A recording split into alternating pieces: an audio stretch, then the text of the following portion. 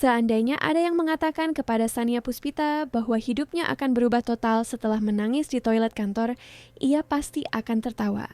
Tapi disinilah dia, di usia 28 tahun, menyeka air matanya dengan tisu toilet murahan, sambil mencoba memahami bagaimana presentasinya bisa dihancurkan begitu saja oleh atasannya sendiri. Rasa malu masih membakar dadanya ketika ia mendengar langkah kaki seorang pria mendekat. Jantungnya berdebar kencang. Toilet itu memang unisex, tapi seharusnya kosong pada jam segitu. Ia meringkuk di dalam bilik, berharap siapapun itu segera menyelesaikan urusannya dan pergi. Tapi kemudian, suara yang berat dan familiar bertanya, "Apa kamu baik-baik saja di dalam?" Itu adalah Baskara Wijoyo, sang CEO. Pria paling berkuasa di perusahaan itu ada di seberang pintu, sementara ia di sini dengan mata bengkak dan hati yang hancur. Sania memejamkan matanya erat-erat. Tentu saja itu harus dia, pria yang memimpin Innovatek Global dengan tangan besi, yang dikenal dingin dan sangat efisien, yang ditakuti dan dihormati semua orang. Dan sekarang pria itu menjadi saksi kehancuran emosionalnya. "Saya baik-baik saja, terima kasih," bohongnya. Suaranya masih bergetar. Ia mencoba menenangkan diri dengan cepat, mengusap wajah dan menarik napas dalam-dalam. Tetapi ia tahu tidak akan bisa menyembunyikan kondisinya. "Sepertinya tidak," jawab pria itu. Ada sesuatu yang berbeda dalam suaranya, lebih lembut dari yang pernah ia dengar. "Ada yang bisa saya bantu?" Sania hampir tertawa ironis. Sang CEO menawarkan bantuan kepada asisten administrasi yang baru saja dipermalukan di depan umum oleh atasannya sendiri. Vania Anindita telah mencabik-cabiknya di depan seluruh tim, mengkritik setiap aspek pekerjaannya dan menyiratkan bahwa mungkin Sania tidak cocok untuk lingkungan kerja itu. "Anda baik sekali, tapi tidak ada yang bisa Anda lakukan," gumamnya masih di dalam bilik. Hening sejenak. Kemudian, yang mengejutkannya, ia mendengar suara seseorang bersandar di wastafel. Pria itu tidak pergi. "Kita sudah bekerja di perusahaan yang sama selama 2 tahun, kata Baskara, suaranya menggema lembut di toilet yang kosong. "Tapi kuakui kita belum benar-benar saling mengenal." "Saya Baskara Wijoyo." Sania hampir tersenyum di tengah air matanya. Seolah-olah ia tidak tahu siapa pria itu, seolah-olah seluruh perusahaan tidak berputar di sekeliling kehadirannya yang mengesankan di koridor. "Sania Puspita," jawabnya pelan. "Sania," ulang pria itu, dan cara namanya terdengar dari bibirnya membuat sesuatu yang aneh terjadi di dadanya. "Kamu menangis karena rapat tadi?" Pertanyaan itu membuatnya lengah. Pria itu menonton. Tentu saja, Baskara secara pribadi mengawasi pelatihan-pelatihan penting dan rapat tadi adalah tentang implementasi sistem manajemen baru. Sania telah bekerja selama berminggu-minggu untuk proyek itu, hanya untuk melihat Vania membuang semuanya di depan semua orang. "Bagaimana Anda tahu?" tanyanya penasaran, meski malu. "Saya ada di sana dan melihat bagaimana atasanmu memperlakukan ide-idemu," katanya. Ada nada tidak setuju dalam suaranya, ide-ide yang omong-omong sangat bagus. Sania merasakan air mata kembali, tapi kali ini karena alasan yang berbeda. Kapan terakhir kali seseorang mengakui hasil kerjanya? Kapan terakhir kali seseorang, terutama seseorang yang berkuasa, menghargai usahanya? "Tapi dia benar," gumam Sania. "Mungkin saya memang tidak cocok untuk lingkungan ini." "Omong kosong," katanya. Ketegasan dalam suaranya mengejutkannya. "Kamu punya bakat. Kamu hanya butuh kesempatan untuk menunjukkannya." Sania akhirnya membuka pintu bilik. Baskara berdiri di sana, bersandar di wastafel dengan tangan bersedekap. Pria itu bahkan lebih mengesankan dari dekat, tinggi, elegan, dengan mata gelap yang seolah bisa menembus jiwa. Tapi saat itu, ada sesuatu yang berbeda di matanya, sesuatu yang nyaris terasa lembut. Ia pasti terlihat kacau. Mata merah, wajah sembab, rambut berantakan. Tapi pria itu tidak mengalihkan pandangan, tidak menunjukkan ekspresi jijik atau canggung, hanya menatapnya dengan ekspresi yang tidak bisa ia baca. "Kenapa Anda baik pada saya?" tanyanya dengan rasa ingin tahu yang tulus. Baskara terdiam sejenak seolah menanyakan hal yang sama pada dirinya sendiri. "Mungkin karena saya mengenali keberanian saat melihatnya," katanya akhirnya. "Dan butuh banyak keberanian untuk terus mencoba di lingkungan yang terus-menerus meremehkanmu." Sania merasakan sesuatu bergerak di dalam dadanya. Seolah-olah pria itu melihat sesuatu dalam dirinya yang bahkan tidak bisa ia lihat sendiri. "Saya harus kembali," katanya, tetapi tidak bergerak. Seharusnya begitu, pria itu setuju, tetapi juga tidak bergerak. Mereka hanya berdiri di sana saling menatap, dan Sania merasakan sensasi aneh bahwa sesuatu telah berubah secara fundamental. Ia tidak tahu apa atau mengapa, tapi ada sesuatu yang berbeda. "Sania," panggilnya lagi, dan ia sadar ia menyukai cara namanya terdengar dari bibir pria itu. Maukah kamu makan siang denganku besok? Aku punya beberapa ide tentang proyekmu yang ingin kubicarakan. Ia berkedip, yakin salah dengar. Anda apa? Makan siang? Ulang pria itu dengan senyum kecil yang belum pernah ia lihat sebelumnya. Kecuali kamu punya rencana lain. Sania menatapnya, mencoba memproses apa yang sedang terjadi. CEO perusahaan, pria yang dianggap semua orang dingin dan tidak terjangkau, mengundangnya makan siang setelah menemukannya menangis di toilet. Ia mendengar dirinya berkata, "Ya, saya mau." Senyum pria itu melebar dan ia sadar mungkin ia tidak mengenalnya sebaik yang ia kira. Bagus. Jam 12 siang di Le Jardin Bistro. Kamu tahu tempatnya? Ia mengangguk masih setengah linglung. Kalau begitu, sampai besok, Sania. Dan dengan itu, pria itu pergi, meninggalkannya sendirian di toilet dengan jantung berdebar kencang dan sebuah pertanyaan berputar-putar di kepalanya. Apa yang baru saja terjadi? Sania menghabiskan sepanjang malam berguling-guling di tempat tidur bersama Oren, kucing oranyenya, yang mengamati tingkahnya dengan tatapan tidak setuju. Undangan Baskara terus terngiang di benaknya seperti piringan rusak. Apa ia salah paham? Mungkin itu hanya makan siang kerja biasa. Tapi lalu, mengapa jantungnya terus berdebar setiap kali memikirkan cara pria itu menyebut namanya? Keesokan paginya, ia tiba di kantor lebih awal dari biasanya, berharap rutinitas akan menenangkannya. Tapi baru saja ia menyalakan komputer, Livia Sari muncul dengan 2 cangkir kopi dan senyum curiga. "Ceritakan semuanya," kata temannya sambil meletakkan salah satu cangkir di meja Sania. "Cerita apa?" Sania mencoba pura-pura tidak tahu, tapi ia kenal Livia, sia-sia saja. "Jangan pura-pura, semua orang membicarakanmu mengobrol dengan CEO kemarin setelah rapat. Ada yang bilang kalian terlihat keluar dari toilet bersama." Sania hampir tersedak kopinya. "Bukan seperti itu. Aku sedang..." "Dia hanya..." "Sania," Livia membungkuk dan merendahkan suaranya. "Baskara Wijoyo tidak bicara dengan siapapun kecuali benar-benar perlu. Dan kamu mau aku percaya dia kebetulan mampir ke toilet untuk mengobrol denganmu?" Sebelum Sania sempat menjawab, Fania Anindita muncul dengan ekspresi tidak puas seperti biasa. "Puspita, aku perlu bicara denganmu. Sekarang." Sania bertukar pandang gugup dengan Livia dan mengikuti atasannya ke ruangannya. Fania menutup pintu lebih keras dari yang seharusnya. "Aku tidak tahu apa yang kamu lakukan kemarin, tapi aku ingin memperjelas satu hal," kata Fania, berdiri di depan Sania dengan tangan bersedekap. "Kamu itu asisten administrasi, tidak lebih. Dan kalau kamu pikir bisa menggunakan pesona wanitamu untuk mengesankan CEO dan melangkahi aku, kamu salah besar." Wajah Sania terasa panas. "Saya tidak melakukan apa-apa. Saya bahkan tidak tahu apa yang Anda bicarakan. Jangan pura-pura lugu. Aku tahu kalian bicara kemarin dan aku tahu wanita sepertimu tidak akan punya nyali mendekati pria seperti Baskara Wijoyo tanpa niat tersembunyi." "Wanita sepertiku?" ulang Sania, merasakan sesuatu mendidih di dalam dirinya. "Sederhana, biasa saja, putus asa mencari perhatian." Fania mengucapkan setiap kata seperti tamparan. "Tapi biar ku peringatkan, pria seperti Baskara Wijoyo tidak tertarik pada wanita sepertimu. Mereka hanya bermain-main denganmu, lalu kembali ke wanita selevelnya, seperti Isyana Rachim misalnya." Nama itu menghantam Sania seperti pukulan di perut. Isyana Rachim, direktur komunikasi. Elegan, canggih, sukses, semua yang bukan dirinya.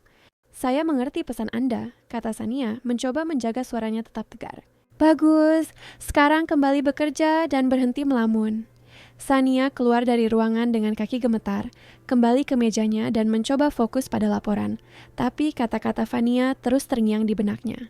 Mungkin Fania benar. Mungkin Sania telah salah mengartikan kebaikan Baskara. Mungkin lebih baik ia membatalkan makan siang itu sebelum semakin mempermalukan dirinya sendiri. Ketika jam menunjukkan pukul 11.30, ia meraih telepon untuk menelepon sekretaris Baskara, tetapi suara yang familiar menginterupsinya.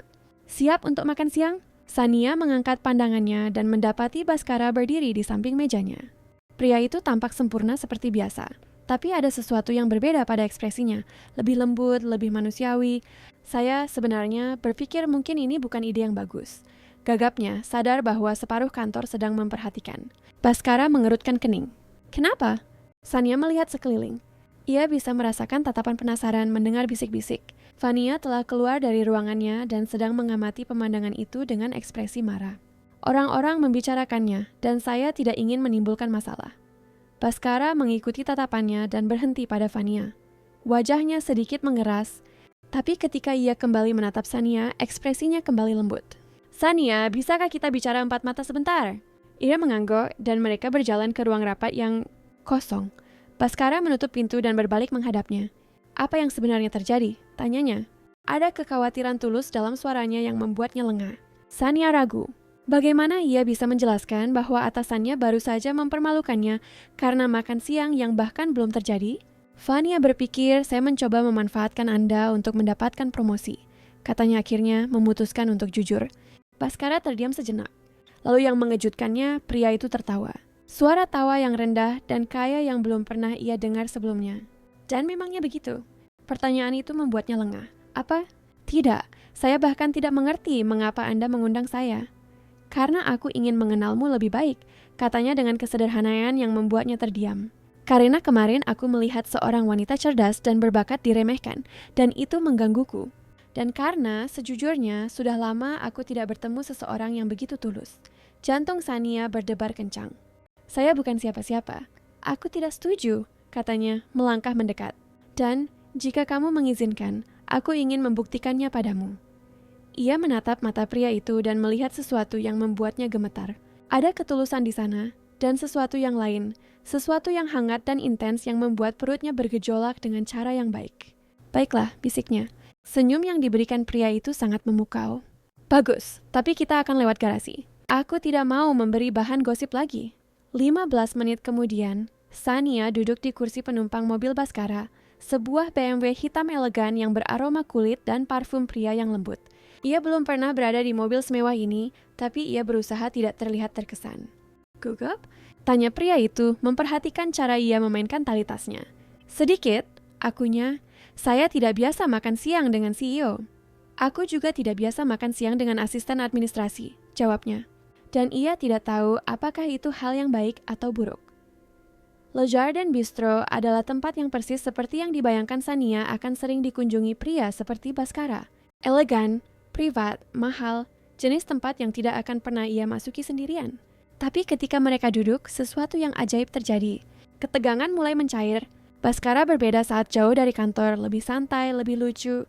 Ia bercerita tentang klien-kliennya yang paling sulit, dan Sania mendapati dirinya tertawa lepas untuk pertama kalinya dalam beberapa minggu. Kamu suka pekerjaanmu? Tanyanya sambil menunggu hidangan utama. Sania ragu. Saya suka membantu orang memecahkan masalah. Saya suka menata kekacauan, tapi kadang saya merasa punya lebih banyak hal untuk ditawarkan daripada yang disadari orang. Baskara mencondongkan tubuh ke depan. Seperti apa? Ide solusi. Saya melihat hal-hal yang tidak dilihat orang lain. Pola, koneksi. Tapi ketika saya bicara, seolah-olah tidak ada yang mendengarkan. Aku mendengarkan, katanya, dan ada sesuatu dalam suaranya yang membuat jantungnya berdebar. Mereka menghabiskan 2 jam berikutnya mengobrol tentang segala hal.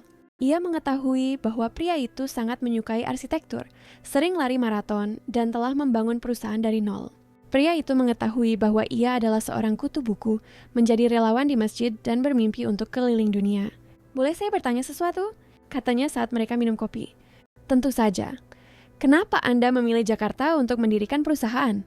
Maksud saya, Anda bisa saja di Bandung atau Surabaya. Mata pria itu berbinar. Kamu mau jawaban diplomatis atau yang sebenarnya? Yang sebenarnya. Karena di sini orang-orangnya masih punya jiwa, masih peduli satu sama lain.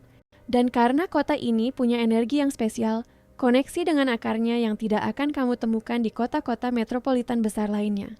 Sania tersenyum. Itu jawaban yang indah. Itu jawaban yang jujur, koreksinya. Ketika mereka kembali ke kantor, Sania merasa seolah-olah telah bertemu dengan orang yang sama sekali berbeda. Bukan CEO yang dingin dan jauh yang ditakuti semua orang, melainkan pria yang cerdas, lucu, dan secara mengejutkan baik hati. Terima kasih untuk makan siangnya, katanya ketika pria itu menurunkannya di depan gedung. Terima kasih sudah mau, jawabnya. Aku ingin mengulanginya lagi, mungkin makan malam lain kali. Sebelum ia bisa menjawab, Isyana Rachim muncul di trotoar, anggun dan sempurna. Seperti biasa, katanya dengan senyum yang tidak mencapai matanya. Kebetulan sekali bertemu denganmu di sini. Sania tiba-tiba merasa kecil dan tidak pantas di samping wanita itu. Isyana adalah segalanya yang bukan dirinya. Tinggi, canggih, percaya diri. Isyana, jawab Baskara, tapi Sania memperhatikan bahwa pria itu tidak terlihat terlalu senang bertemu dengannya. Bukankah kita akan terlambat untuk rapat dengan investor dari Jepang? Tanya Isyana, sama sekali mengabaikan Sania. Sania melihat ekspresi Baskara berubah, kembali ke topeng profesional yang ia kenakan di kantor. Kau benar, Sania, kita bicara lagi nanti. Dan dengan itu, pria itu pergi, meninggalkannya sendirian di trotoar, dengan hati yang sesak dan kata-kata Vania terngiang di benaknya. Pria seperti Baskara Wijoyo tidak tertarik pada wanita sepertimu. Mungkin Vania benar. Minggu berikutnya adalah siksaan dalam diam. Sania tidak bisa berhenti memikirkan makan siangnya dengan Baskara, tapi pria itu sepertinya telah kembali menjadi dirinya yang jauh dan profesional. Ia melewati mejanya tanpa menoleh, menghadiri rapat tanpa mengucapkan sepatah kata pun padanya. Seolah-olah momen keakraban di restoran itu tidak pernah terjadi. Kamu kelihatan parah, komentar Livia pada hari Kamis, mendapati Sania mematuk-matuk saladnya tanpa minat di kantin perusahaan. Terima kasih atas dukungannya, gumam Sania. Serius, kamu seperti hantu. Apa yang terjadi? Makan siang dengan CEO itu bencana ya? Sania menghela napas. Bagaimana menjelaskan bahwa makan siang itu terlalu sempurna? Bahwa ia telah membiarkan dirinya memimpikan sesuatu yang mustahil. Bukan bencana, hanya saja membingungkan. Membingungkan bagaimana? Dia baik, lucu, menarik, membuatku merasa istimewa. Sania memainkan daun selada di garpunya. Tapi setelah itu, ketika Isyana Rachim muncul, kata Livia, seolah semuanya menjadi masuk akal. Mantan pacarnya. Mantan pacar? Semua orang tahu mereka pernah pacaran. Ada yang bilang masih. Dia kan tipe Baskara ya. Sukses, cantik, dari kalangan yang sama. Perut Sania terasa melilit. Iya sih, tapi itu tidak berarti apa-apa, kata Livia cepat. Mungkin dia hanya bersikap profesional. Mungkin dia tidak mau mencampur adukan pekerjaan dengan apa? Kebencian? Sania tertawa getir. Livia, ayo realistis. Pria seperti Baskara Wijoyo tidak tertarik secara romantis pada wanita sepertiku. Aku bodoh karena berpikir bisa berbeda. Kamu tidak bodoh. Kamu cantik, pintar, dan seorang asisten administrasi yang tinggal di apartemen 40 meter persegi dengan seekor kucing. Sebelum Livia bisa menjawab, Vania muncul di meja mereka. Puspita, aku butuh bantuanmu sekarang. Sania mengikuti atasannya ke ruangannya, bersiap untuk omelan lagi. Tapi Vania punya rencana lain. Kamu yang akan mempresentasikan laporan tribulanan kepada Dewan Direksi Selasa depan. Umum Vania sambil melemparkan setumpuk kertas ke meja. Sania berkedip. Saya? Tapi Anda yang selalu mempresentasikan laporan ini. Benar, tapi aku memutuskan sudah saatnya kamu mengambil lebih banyak tanggung jawab. Senyum Vania berbahaya. Lagi pula, bukankah kamu mengeluh tidak ada yang mengakui potensimu? Sania menatap kertas-kertas itu. Isinya data yang rumit, analisis mendetail, proyeksi keuangan, tepat jenis pekerjaan yang ia sukai. Tapi kapan? Anda bilang saya harus presentasi hari Selasa jam 2 siang di depan seluruh Dewan Direksi? Vania bersandar di kursinya. Termasuk CEO tentu saja. Jantung Sania berdebar kencang. Ini adalah sebuah kesempatan, tapi juga jebakan yang jelas. Jika ia berhasil, ia akan membuktikan kemampuannya. Jika ia gagal, Vania akan punya alasan sempurna untuk menyingkirkannya. Akan saya siapkan, kata Sania mengangkat dagunya. Bagus. Oh, dan Sania, jangan harap bantuan dari siapapun. Aku ingin melihat kemampuanmu yang sebenarnya. Sania menghabiskan hari-hari berikutnya terkubur dalam angka. Ia datang lebih awal, pulang terlambat, membawa pekerjaan ke rumah. Oren mengawasinya dengan tidak setuju saat ia menyebarkan kertas-kertas di seluruh meja makan. Tapi ia bertekad, tidak hanya untuk melakukan pekerjaan dengan baik, tetapi juga untuk membuktikan pada dirinya sendiri bahwa ia mampu melakukan lebih dari yang dipikirkan semua orang. Pada Senin malam, ia menelepon ibunya. Nak, kamu kelihatan lelah, kata Bu Elvira melalui layar ponsel. Aku baik-baik saja, Bu. Hanya sedikit gugup untuk presentasi besok. Kamu selalu gugup, tapi selalu berhasil. Ingat waktu kamu presentasi proyek di sekolah dan dapat juara pertama? Sania tersenyum. Ibunya punya ingatan selektif, hanya mengingat keberhasilan dan melupakan kegagalan. Itu beda, Bu. Ini penting. Semua hal itu penting kalau kamu mengerjakannya dengan sepenuh hati. Dan hatimu itu besar, Sania. Jangan lupakan itu. Setelah menutup telepon, Sania merasa sedikit lebih baik. Ia menghabiskan beberapa jam lagi meninjau presentasinya, memastikan setiap slide sempurna, setiap angka diperiksa, setiap kesimpulan beralasan kuat. Pada Selasa pagi, ia tiba di kantor 2 jam lebih awal dari biasanya. Ia ingin mencetak materi, menguji peralatan, dan berlatih sekali lagi. Tapi ketika ia tiba di ruang rapat, ia menemukan kejutan yang tidak menyenangkan. Presentasi yang telah ia siapkan tidak ada lagi di server. Tidak mungkin, gumamnya mencoba mengakses file dengan berbagai cara, tapi tidak diragukan lagi. File itu telah hilang. Dengan jantung berdebar kencang, ia berlari ke komputernya.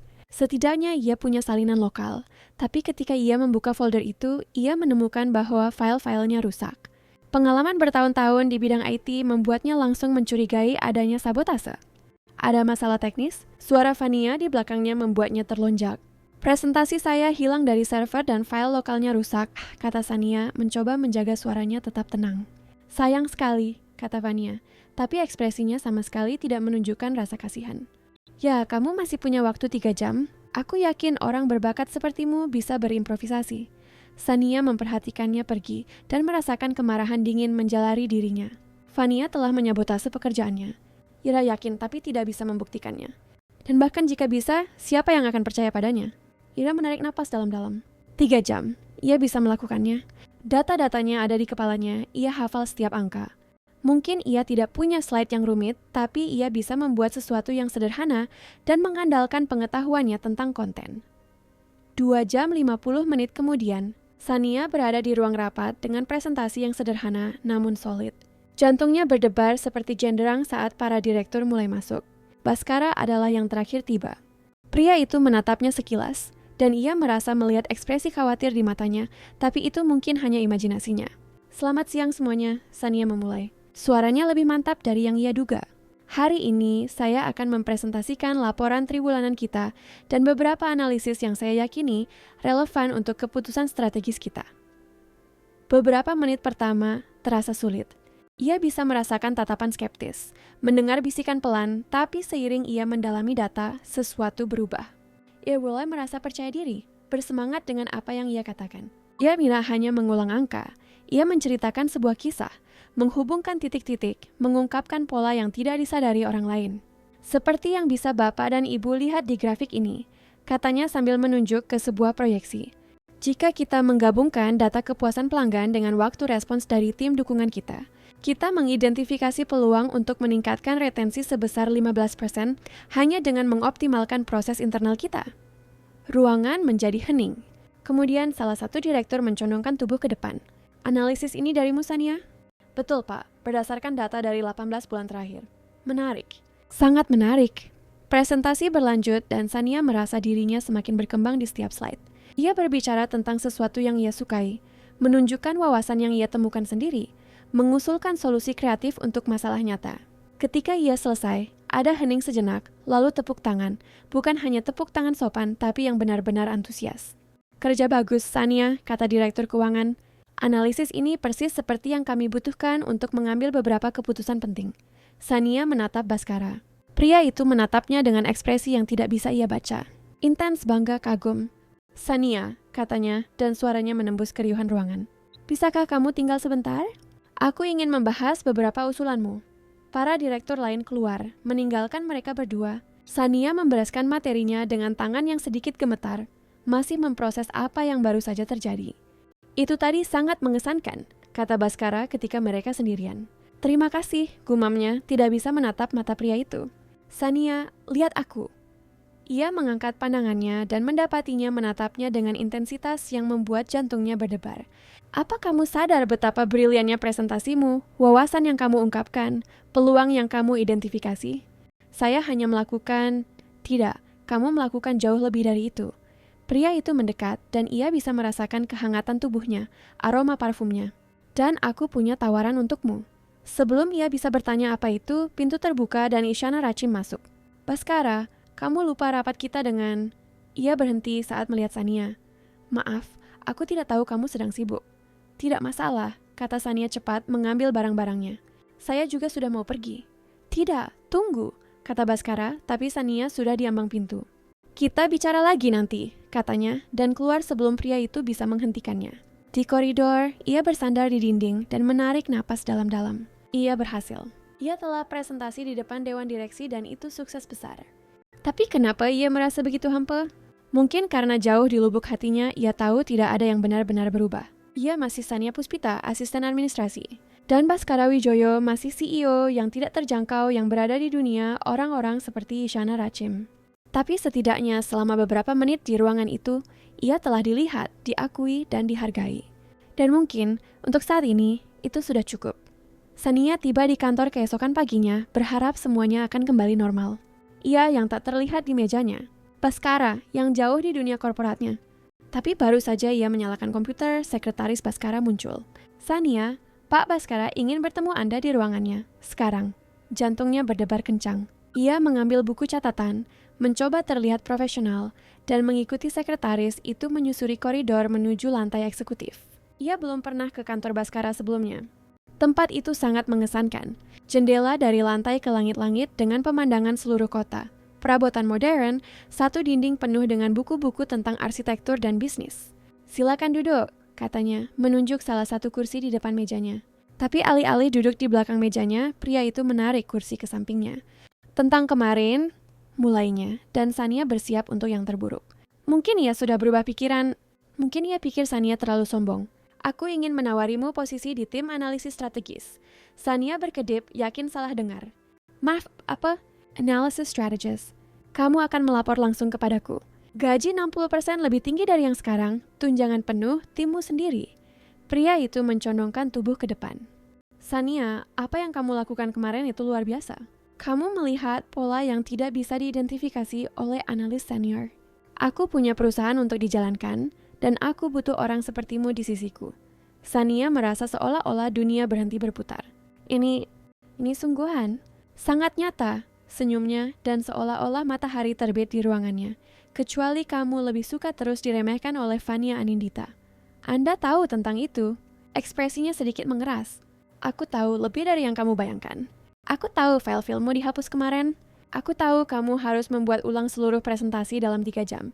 Dan aku tahu siapa yang bertanggung jawab. Wajah Sania memanas. Anda tidak bisa membuktikan apa-apa.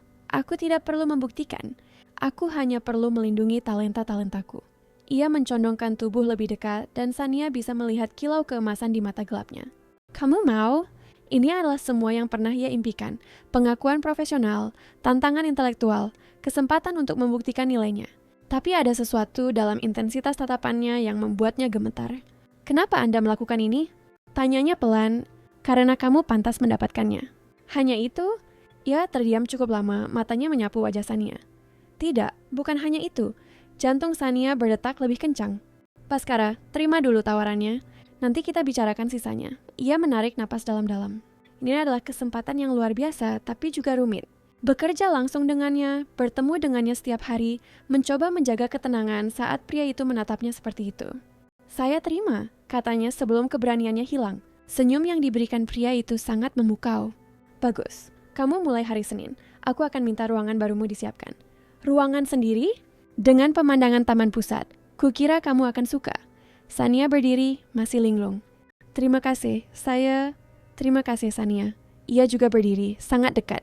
Tentang makan malam yang kusebutkan, sebelum ia bisa menjawab, pintu terbuka dan Isyana Rachim masuk tanpa mengetuk. Baskara, kita perlu meninjau presentasi untuk klien dari Jerman. Oh, ia berhenti saat melihat Sania. Lagi-lagi, Isyana, aku tidak tahu kau sudah membuat janji, kata Baskara. Ada nada jengkel dalam suaranya yang belum pernah Sania dengar. Aku tidak membuat janji. Kupikir kau sedang senggang. Isyana memandang mereka bergantian. Tapi sepertinya kau sedang sibuk. Sania baru saja menerima posisi di tim analisis strategis, kata Baskara. Jika ia berharap Isyana akan senang dengan promosi Sania, ia salah. Ekspresi wanita itu mengeras. Menarik sekali, promosi yang begitu cepat. Wajah Sania terasa panas. Insinuasinya jelas. Baiklah, saya akan meninggalkan kalian, katanya cepat. Sania, tunggu, kata Baskara, tapi ia sudah keluar.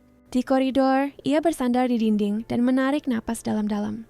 Ia mendapatkan promosi impiannya, tapi ia sudah tahu ini akan menjadi mimpi buruk. Semua orang akan berpikir ia menggunakan pesonanya untuk mengesankan CEO. Tidak ada yang akan percaya itu karena prestasinya. Selamat ya, Sania berbalik dan mendapati Isyana di belakangnya. Wanita itu telah keluar dari kantor Baskara dan mengikutinya. Terima kasih, gumam Sania. Harus kuakui, aku penasaran, kata Isyana, bersandar di dinding di sebelahnya. Bagaimana persisnya seorang asisten administrasi bisa mendapatkan perhatian Baskara Wijoyo sampai dapat promosi dalam hitungan hari? Dengan kerja keras, jawab Sania, mencoba menjaga suaranya tetap tegar. Isyana tertawa, suara yang dingin dan jernih. Tentu kerja keras, ia mendekat. Biar ku beri kau nasihat sesama wanita. Baskara itu pria yang memesona, kaya, berkuasa, menawan jika ia mau. Mudah sekali untuk terbawa perasaan. Saya tidak tahu apa yang Anda bicarakan. Oh ya, Isyana memiringkan kepalanya. Kalau begitu, kau tidak akan keberatan tahu bahwa kami akan makan malam besok. Urusan bisnis, tentu saja, tapi kau tahu bagaimana hal-hal seperti itu. Bisa berkembang. Sania merasakan sesuatu retak di dalam dadanya. Itu bukan urusan saya. Bukan, memang bukan. Isyana setuju. Tapi kupikir kau harus tahu, terutama jika kau berpikir untuk mencampur adukan pekerjaan dengan hal-hal lain. Dengan itu, ia pergi meninggalkan Sania sendirian di koridor dengan hati yang hancur. Isyana benar. Ia telah membiarkan dirinya terbawa perasaan, menciptakan fantasi tentang seorang pria yang jelas-jelas di luar jangkauannya. Ia kembali ke mejanya dengan kaki gemetar. Livia sudah menunggu dengan mata terbelalak. Benar, kamu dipromosikan? Bagaimana kamu tahu? Oh, semua orang membicarakannya. Vania sepertinya mau meledak. Livia mencondongkan tubuh. Ceritakan semuanya.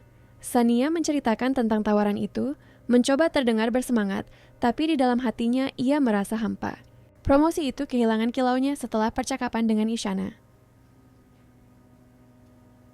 Itu luar biasa, seru Livia. Kamu pantas mendapatkannya. Semua orang akan berpikir aku mendapatkannya karena tidur dengan bos, kata Sania pelan. Persetan dengan mereka. Kamu tahu yang sebenarnya. Tapi apa ia benar-benar tahu? Sania tidak yakin lagi tentang apapun. Sisa minggu itu berlalu dalam kabut. Sania mulai mengatur transisinya, melatih pengganti sementaranya, membereskan barang-barangnya. Baskara melewati mejanya beberapa kali, selalu tampak ingin bicara dengannya, tapi selalu ada orang di sekitar. Pada Jumat malam, Sania sedang memasukkan barang-barang terakhirnya ke dalam kotak ketika pria itu muncul. Kantor sudah hampir kosong. Kita jarang bicara minggu ini, katanya bersandar di mejanya. Anda sibuk, jawabnya tanpa menatapnya. Sania, lihat aku. Ia mengangkat pandangannya dengan enggan. Apa terjadi sesuatu? Kamu tampak jauh, Sania ragu. Bagaimana ia bisa menjelaskan bahwa ia menyadari dirinya jatuh cinta padanya, tapi ia tahu itu adalah mimpi yang mustahil? Saya hanya gugup dengan posisi baru ini, bohongnya. Baskara menatapnya cukup lama. Kamu yakin? Karena kalau ada yang mengatakan sesuatu yang mengganggumu, tidak ada yang mengatakan apa-apa. Potongnya cepat. Semuanya baik-baik saja, tapi tidak. Dan selama beberapa hari berikutnya, Sania mencoba meyakinkan dirinya bahwa ia bisa bekerja dengan Baskara dan menjaga emosinya tetap terkendali, bahwa ia bisa melihatnya setiap hari dan tidak mengingat cara pria itu menatapnya pada hari pertama di toilet. Cara suaranya terdengar saat menyebut namanya. Itu adalah sebuah kebohongan, tapi ia berpegang teguh padanya seolah-olah itu satu-satunya hal yang membuatnya tetap bertahan. Pada minggu malam, saat sedang menyiapkan pakaian untuk minggu pertamanya di posisi baru, teleponnya berdering. Itu adalah nomor yang tidak ia kenal. Halo? Sania, ini Baskara. Jantungnya berdebar kencang. Bagaimana Anda bisa dapat nomor saya? Dari HRD. Maaf menelepon di akhir pekan, tapi kita perlu bicara. Tentang pekerjaan? Hening sejenak. Bukan tentang pekerjaan. Sania memejamkan matanya. Ia tahu percakapan ini tak terhindarkan, tapi ia tidak siap. Baskara, besok setelah jam kerja. Di kantorku, ya. Sebelum ia bisa protes, pria itu menutup telepon, meninggalkannya sendirian dengan Oren dan kepastian bahwa hidupnya akan segera berubah lagi. Dan kali ini, ia tidak yakin siap menghadapi konsekuensinya. Minggu pertama, Sania di posisi barunya adalah roller coaster emosional. Ruangan barunya persis seperti yang dijanjikan Baskara, luas, dengan pemandangan taman pusat. Ia punya asisten sendiri, akses ke data yang sebelumnya hanya bisa ia impikan, dan proyek-proyek yang benar-benar membuat perbedaan dalam strategi perusahaan. Tapi ada satu masalah, Baskara, pria itu sepertinya selalu ada di dekatnya. Ia mampir ke ruangannya beberapa kali sehari, meminta pendapatnya tentang keputusan penting, melibatkannya dalam rapat strategis.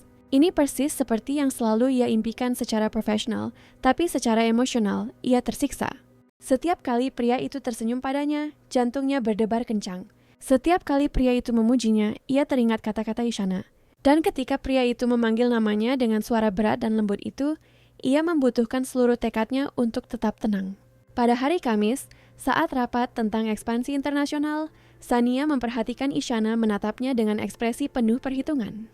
Setelah rapat, saat Sania membereskan kertas-kertasnya, Isyana mendekat.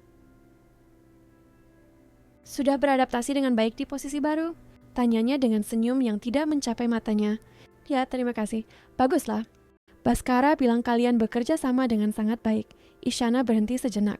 Ngomong-ngomong, dia cerita tentang makan malam kalian minggu lalu. Sangat romantis sepertinya. Sania mengerutkan kening. Makan malam apa? Oh, Isyana pura-pura terkejut. Mungkin aku salah. Begitu banyak makan malam, begitu banyak wanita, kadang sulit untuk mengingatnya. Hati Sania mencelos. Isyana berbohong, tapi benih keraguan telah ditanam. Berapa banyak wanita lain yang ada? Berapa banyak asisten atau karyawan sebelum dirinya yang menerima promosi mendadak? Sore itu Baskara muncul di ruangannya. Siap untuk obrolan kita? Tanyanya. Sania melihat jam. Pukul 6 sore. Kantor sudah hampir kosong. Sebenarnya, saya sedikit lelah. Bisakah kita tunda ke hari lain? Ekspresi pria itu sedikit mengeras. Sania, kita sudah menunda obrolan ini selama seminggu. Ini penting. Mungkin bagi Anda, bagi kita berdua. Sania menghela napas dan mengikutinya ke kantornya. Pria itu menutup pintu dan berbalik menghadapnya. Apa yang terjadi? Tanyanya tanpa basa-basi. Saya tidak tahu apa yang Anda bicarakan. Kamu menghindariku. Saat aku bicara denganmu, kamu menjawab seadanya. Saat aku tersenyum, kamu mengalihkan pandangan. Pria itu mendekat. Apa salahku? Sania merasakan air mata mengancam. Bagaimana menjelaskan bahwa pria itu tidak melakukan kesalahan apapun, kecuali membuatnya percaya bahwa mungkin ada sesuatu di antara mereka. Anda tidak melakukan kesalahan apapun, katanya pelan. Lalu kenapa aku merasa kamu lari dariku? Karena mungkin memang begitu. Kejujuran dalam suaranya mengejutkannya. Ida berhenti di tengah gerakan, matanya mencari mata Sania. Kenapa? Sania menarik napas dalam-dalam. Jika ia akan mengakhiri ini, setidaknya ia akan jujur. Karena saya jatuh cinta pada Anda, katanya kata-kata itu keluar dalam bisikan. Dan saya tahu ini konyol. Saya tahu kita dari dunia yang berbeda. Saya tahu Anda punya kehidupan Anda, wanita-wanita canggih seperti Isyana Rachim, tapi saya tidak bisa menahannya, dan ini menghancurkan saya. Keheningan yang menyusul terasa memekakan telinga. Sania terus menatap lantai, menunggu pria itu mengatakan sesuatu. Apa saja? Sania, katanya akhirnya, suaranya serak. Lihat aku. Ia mengangkat pandangannya dengan enggan dan menemukan ekspresi yang tidak bisa ia baca. Kamu pikir aku mempromosikanmu karena aku kasihan padamu atau karena aku menginginkan sesuatu sebagai imbalan? Saya tidak tahu. Dan kamu pikir aku menghabiskan sepanjang minggu mencari-cari alasan untuk menemuimu karena aku adalah bos yang perhatian? Sania tidak menjawab. Dan kamu pikir aku di sini setelah jam 6 sore mencoba mencari tahu kenapa kamu menghindariku? Karena aku peduli pada semua karyawanku dengan cara yang sama? Karena jika kamu berpikir begitu, kamu salah besar. Pria itu mendekat dan Sania bisa merasakan kehangatan yang memancar dari tubuhnya. Aku mempromosikanmu karena kamu brilian. Karena pikiranmu bekerja dengan cara yang membuatku terpesona. Karena saat kamu bicara tentang data dan strategi, matamu berbinar dengan cara yang membuatku ingin mendengar semua yang ingin kamu katakan. Jantung Sania berdebar kencang. Dan aku menghabiskan mingguku mencari-cari alasan untuk menemuimu, karena beberapa hari terakhir ini adalah bagian terbaik dari hariku. Karena saat kamu tersenyum, benar-benar tersenyum, seolah-olah dunia menjadi lebih cerah. Tapi Isyana bilang, lupakan Isyana, katanya, suaranya menjadi lebih intens. Isyana Rachim mewakili semua yang kupikir kuinginkan. Sukses, kecanggihan, kenyamanan. Tapi kamu, ia menyentuh wajah Sania dengan lembut. Kamu membuatku ingat siapa diriku sebenarnya saat aku tidak menjadi CEO. Kamu membuatku tertawa, membuatku ingin menjadi lebih baik. Sania merasakan air mata mengalir di wajahnya. Saya takut. Takut apa?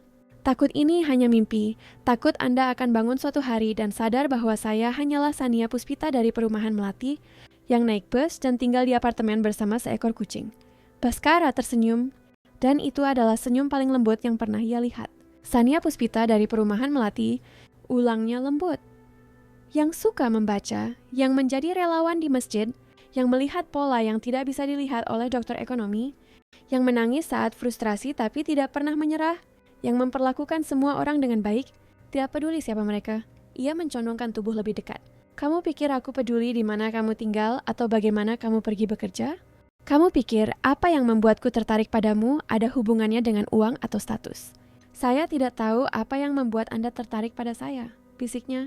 Ketulusanmu, kekuatanmu, cara kamu bersinar saat membicarakan sesuatu yang kamu sukai. Cara kamu menatapku, seolah-olah aku hanyalah Baskara, bukan CEO perusahaan. Sania merasa seolah-olah tidak bisa bernapas. Bolehkah aku menciummu, Sania? Tanyanya.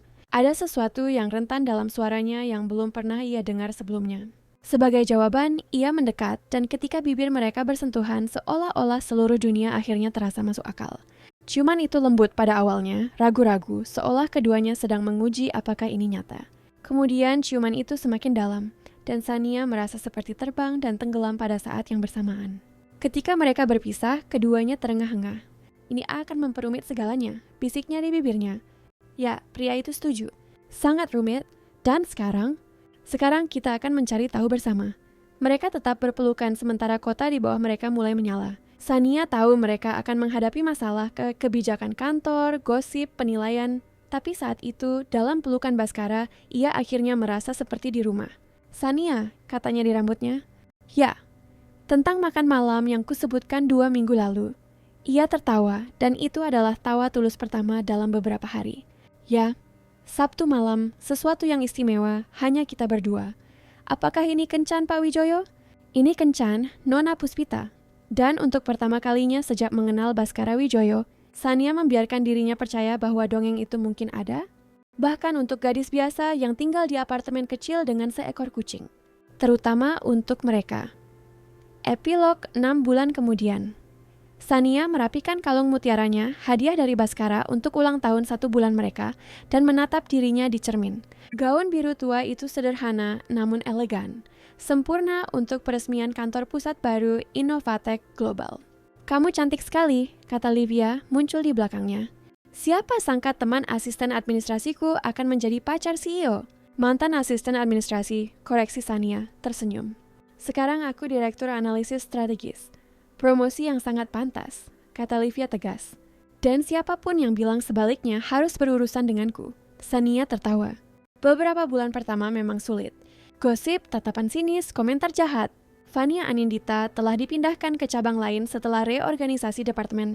Tapi Sania tahu itu lebih dari sekadar itu.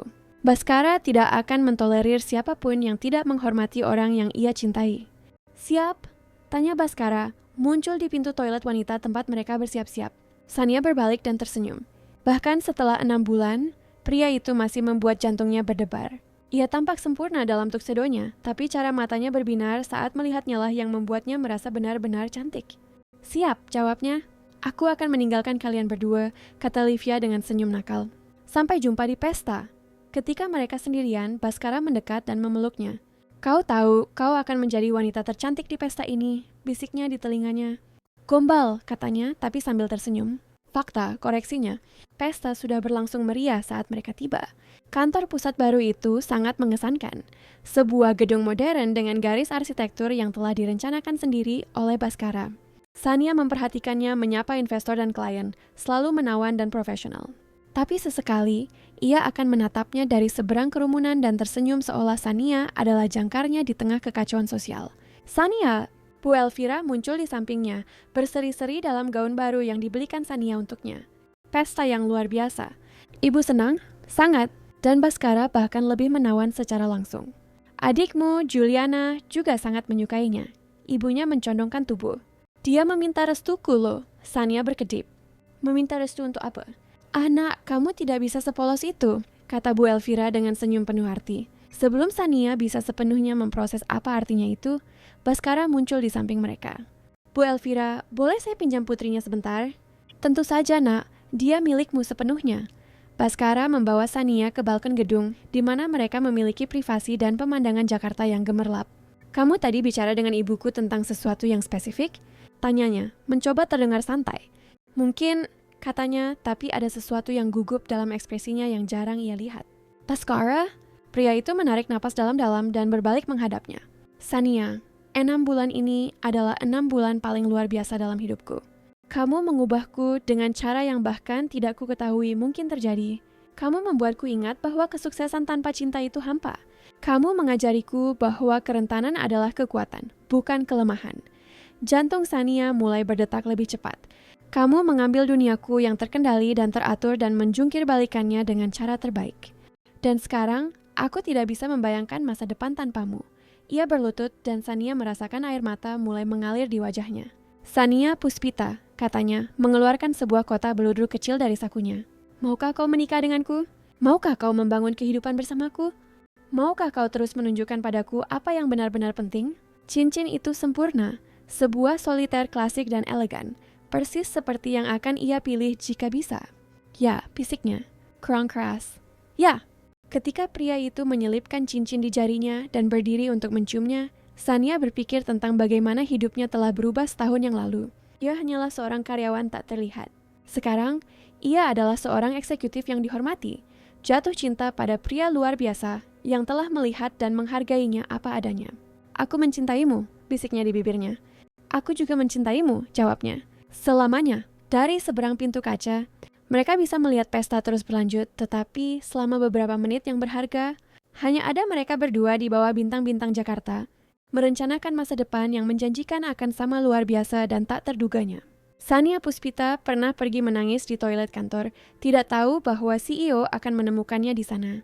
Dan pertemuan itu telah mengubah tidak hanya karirnya, tetapi seluruh hidupnya. Terkadang, dongeng terbaik dimulai di tempat-tempat yang paling tidak terduga.